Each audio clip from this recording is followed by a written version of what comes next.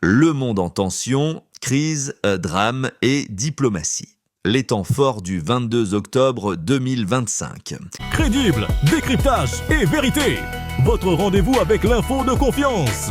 En Europe, une frappe russe sur des infrastructures énergétiques en Ukraine a fait au moins 6 morts. En lien avec le conflit en Gaza, le vice-président américain J.D. Vance est en visite en Israël, déclarant que désarmer le Hamas sera très difficile.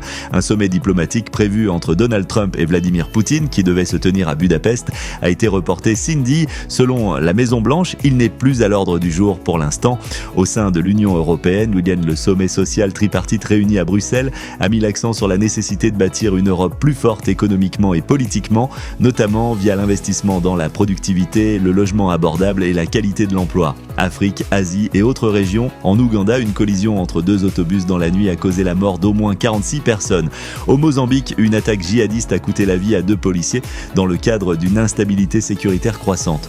Au Soudan, les forces de soutien rapide, paramilitaires, ont lancé une nouvelle attaque par drone visant l'aéroport de Khartoum. Au Bangladesh, 15 officiers de l'armée ont été placés en détention pour leur implication présumée dans une série d'enlèvements. En Australie, un incident aérien entre 2 avions militaires a provoqué des remontrances diplomatiques entre Canberra et Pékin. Au Sri Lanka, un homme politique local, président de l'Assemblée de Weligama, a été visé par une fusillade mortelle dans son bureau Europe et Actualité nationale.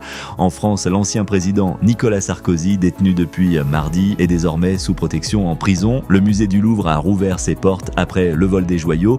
La directrice du musée doit s'expliquer devant les parlementaires pour clarifier comment un tel vol a pu se produire.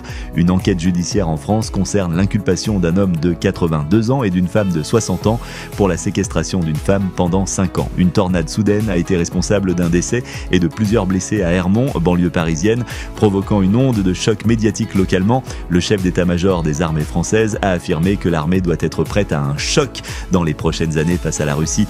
Enfin, la reconstruction de la chronologie du cambriolage du Louvre a été reconstituée minute par minute via une reconstitution par l'intelligence artificielle. Économie et marché. Dans le secteur industriel, une revue de presse économique du jour souligne les tensions persistantes sur les chaînes d'approvisionnement, les défis énergétiques et les perspectives d'investissement pour les entreprises.